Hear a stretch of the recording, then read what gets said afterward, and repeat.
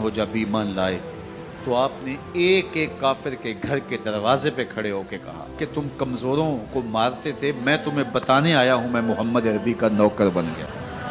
بلکہ آپ نے اعلان کیا جس نے اپنی بیوی کو بیوہ اور بچوں کو یتیم کروانا ہو اور اپنے ماں باپ کی کمر کو جھکانا ہو وہ عمر کے مقابلے میں آئے۔ اللہ اکبر۔ زنیرہ نامی ایک خاتون تھی، بہت کمزور۔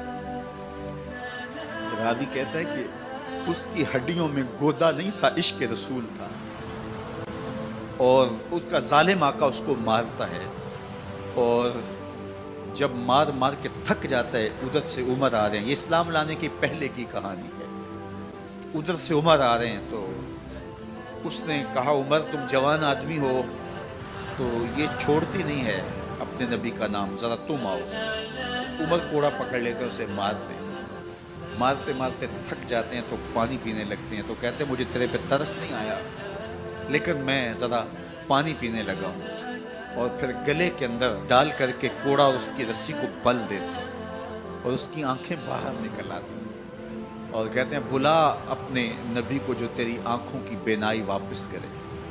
اللہ اکبر۔ تو اس نے آسمان کی طرف منہ کر کے کہا مالک میں کبھی بھی آنکھوں کی بینائی نہ مانگتی لیکن اب تیرے نبی کی عزت کا سوال ہے۔ آنکھوں کی بینائی واپس ہو جاتی ہے۔ زنیرہ کو بڑا مارا، آج عمر گلیوں میں آنکھوں میں آنسو ہیں اور عجیب دل بے تاب ہے، اور کہتے ہیں آؤ بھئی میں حضور کا غلام بن گیا ہوں، تمہیں بتانے آیا ہوں۔ زنیرہ نے موڑ کاٹا تو آگے عمر یہ آواز دے رہے تھے۔ زنیرہ ایک کونے پہ کھڑے ہو کے رو کے کہتی ہے عمر تم تو بڑے اس دن جوش و غضب میں تھے اور تم مارتے ہوئے تھکتے نہیں تھے۔ تو عمر نے کہا زنیرہ اس دن میں نے دیکھا نہیں تھا، اب میں محمد عربی کو دیکھ آیا ہوں۔ جنہ ویکھیا نہیں ہو کرن گلاں، جنہ ویکھیا نہیں ہو کرن گلاں، جنہ ویکھیا ہو تے بول دے جڑے محرم راز حقیقت دے اور راز حقیقت کھول دے۔ تو حضرت عمر رضی اللہ تعالیٰ عنہ ایمان لائے۔ حضرت عبداللہ ابن مسعود رضی اللہ تعالیٰ عنہ فرماتے ہیں کہ حضرت عمر کا ایمان لانا مسلمانوں کے لیے عزت کا سبب تھا، ان کا ہجرت کرنا مسلمانوں کی نصرت تھی اور ان کی خلافت مسلمانوں کے لیے رحمت تھی۔ حضرت عمر رضی اللہ تعالی عنہ وہ ہیں کہ میرے حضور نے فرمایا لوگوں جب نیک لوگوں کا ذکر کرو تو میرے عمر کا تذکرہ ضرور کیا کرو۔ میرا عمر وہ ہے کہ جب وہ ایک سمت سے آ رہا ہو، ایک گلی اور بازار سے آ رہا ہو تو شیطان بھی آ رہا ہو عمر کو دیکھ کے راستہ تبدیل کر لیتا ہے۔ حضرت عمر رضی اللہ تعالی عنہ کی طبیعت کے اندر جو جاہ و جلال تھا، طبیعت کے اندر جو سختی تھی، وہ اسلام کے اندر آ کر بھی قائم رہی، اور آپ نے وہی سختی، وہی جاہ و جلال جو پہلے مسلمانوں کے خلاف تھا اب کفار کے خلاف، منافقین کے خلاف حضرت عمر کی طبیعت کے اندر وہ جوش و خروش بدستور موجود ہے۔ لیکن جس دن آپ خلیفہ بنے تو اس دن آپ نے ممبر پہ چڑھ کے جو خطبہ دیا اس میں کہا لوگوں میں سخت اس لیے تھا کہ رسول اللہ نرم تھے، پھر میں سخت اس لیے تھا کہ حضرت ابو بکر صدیق نرم تھے، اب میں تخت خلافت پہ بیٹھا ہوں، اب میری سختی جو ہے وہ نرمی میں تبدیل ہو گئی، صرف فاسقوں، فاجروں اور باغیوں کے لیے میں سخت ہوں، باقی تمہارے لیے نرم ہوں۔ سب سے کم جو تنخواہ بیت المال سے اگر کسی وجود نے لی ہے تو وہ حضرت عمر رضی اللہ تعالیٰ عنہ نے صرف 2 جوڑے لیتے تھے سال میں، اور راوی کہتا ہے کہ میں نے دیکھا ہے کہ اس میں بھی 17 پیوند لگے ہوتے تھے۔ حضرت عمر رضی اللہ تعالیٰ عنہ کا طرز زندگی، آپ کا انداز معاشرت اور آپ کا انداز خلافت، ہر لمحہ آپ کی زندگی کا اٹھا کے دیکھیے کتنی مرتبہ قرآن حضرت عمر کی رائے کے مطابق نازل ہے۔ اللہ تعالیٰ جل شانہ نے ان کو صاحب الہام بنایا تھا۔ ہر امت میں کوئی صاحب الہام ہوتا ہے، حضور کی امت کا صاحب الہام حضرت عمر رضی اللہ تعالیٰ، اور آقا کریم نے انہیں اپنا وزیر قرار دیا۔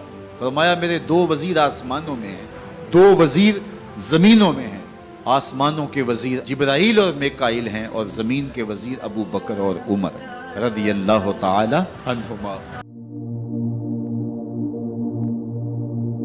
ایک دن حضرت عمر بیٹھ کے رو رہے تھے تو کسی نے کہا حضرت رو کیوں رہے ہیں؟ فرمایا کہ میں اس لیے رو رہا ہوں کہ فلاں پل سے بکریاں گزری ہیں تو پل کے اندر شکستگی تھی، ٹوٹا ہوا تھا پل درمیان میں، اس میں ایک بکری کی ٹانگ ٹوٹ گئی ہے.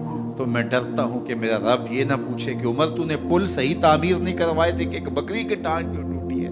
یہ ہیں حضرت عمر رضی اللہ تعالی عنہ. اللہ اکبر.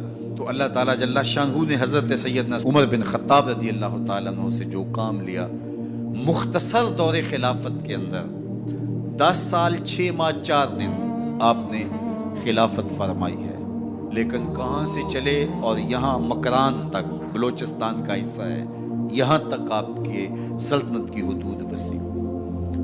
ادھر آرمینیا تک جا پہنچے، حمص فتح کیا، قادسیہ، یرموک. آپ ذرا دیکھیے کہ کہاں تک آپ کی فوجوں کے گھوڑے دوڑتے رہے، اور اللہ تعالیٰ جل شانہ نے ان کو جو توانائی، عدل و انصاف کی قوت عطا فرمائی. اللہ اکبر. جب زمین پہ عدل کیا ہو تو زمین بھی حکم مانتی ہے، اور حضرت عمر وہ تھے جن کا حکم ہوائیں بھی مانتی تھی، زمین بھی مانتی تھی، جن کا حکم جو ہے وہ آگ بھی تسلیم کرتی تھی اور دریا بھی ان کا حکم مانا کرتے تھے.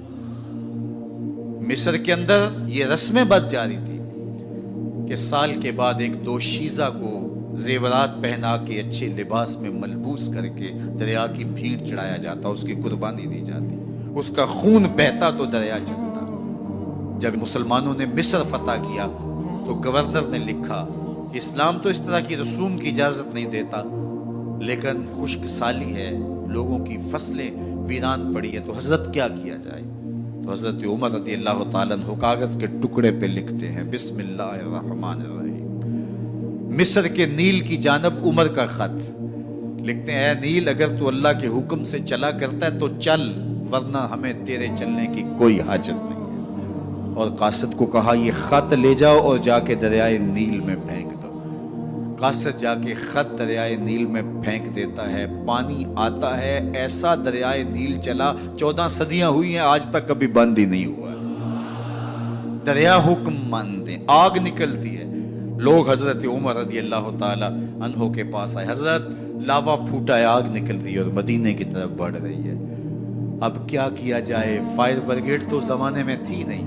عمر نے اپنی قمیض اتاری، جس قمیض پہ 17 پیوند لگے ہوئے تھے چمڑے کے، کہا یہ قمیض لے جاؤ، جدھر آگ بڑھ رہی ہے آگے ڈھالنا، آگ پیچھے بھاگ جائے گی. زلزلہ آتا ہے تو زمین پہ دھرا مارتے ہیں، زمین رک جا، کیا عمر نے تیری چھاتی پہ عدل نہیں کیا ہے؟ تو یہ عمر ہیں رضی اللہ تعالی عنہ کہ جن کے انصاف کی وجہ سے، جن کے عدل کی وجہ سے اللہ تعالیٰ کی رحمات، اس کی برکات کا نزول ہوتا تھا، اور اللہ تعالیٰ نے مسلمانوں کو وہ آبرو مند حکومت دی. کائنات کی تاریخ کے اندر ایسی حکومت آپ نے نہیں دیکھی ہوگی جو حضرت عمر نے حکومت کی ہے. اللہ اکبر. فرمایا فرات کے کنارے پہ ایک کتا بھی پیاسا مر گیا تو اس کا حساب بھی عمر سے ہوگا. باہر سے سفیر آتا ہے اور آ کے پوچھتا ہے کہ میں امیر المومنین کے، مسلمانوں کے حکمران کے محل میں جانا ہے، تو مسکرا کے کہتے ہیں ہمارے امیر کا تو کوئی محل نہیں ہے. کہا کہاں ہے تمہارا امیر؟ کہا مسجد نبوی میں ہوگا یا بیت المال کی اونٹوں کی دیکھ بھال میں لگا ہوگا. وہ جب گئے تو مسجد میں نہیں ہے. اللہ اکبر. وہاں گئے تو وہاں بھی نہیں ہے. پھر کیا دیکھتے ہیں کہ عمر رضی اللہ تعالی عنہ جنت البقیع کے پاس ایک درخت کے نیچے اینٹ کا سرانہ رکھ کے سوئے ہوئے. تو اس نے کہا عمر تو نے عدل کیا ہے، تجھے کچی اینٹ پہ بھی نیند آ گئی. ہمارے حکمرانوں نے انصاف نہیں کیا اور وہ بند اور محفوظ کمروں کے اندر بھی سکون اور چین کی نیند نہیں سو سکتے. حضرت سیدنا عمر رضی اللہ تعالیٰ عنہ نے اس طرح ان امور سلطنت نبھائے. آپ دن کو لوگوں کی دیکھ بھالی کرتے، لوگوں کی ضروریات سنتے سمجھتے، اور جب رات پڑتی لوگ سو جاتے، عمر مدینے کی گلیوں میں پہرا دیتے. کائنات نے کوئی ایسا بھی حکمران دیکھا ہوگا؟ اللہ اکبر. وہ مجاہد جو مختلف محاذات پہ گئے ہوئے ہوتے، ان کے گھروں کی دیکھ بھالی کرتے، ان کی ضروریات کا خیال رکھتے، ان کی آبرو کا پہرا دیتے. راتوں کی تنہائیوں کے اندر حضرت عمر اٹھتے اور جا کے گشت کرتے، چکر لگاتے، دیکھتے کوئی آنکھ پر نم نہ ہو، مفلسی کا کسی گھر میں ماتم نہ ہو.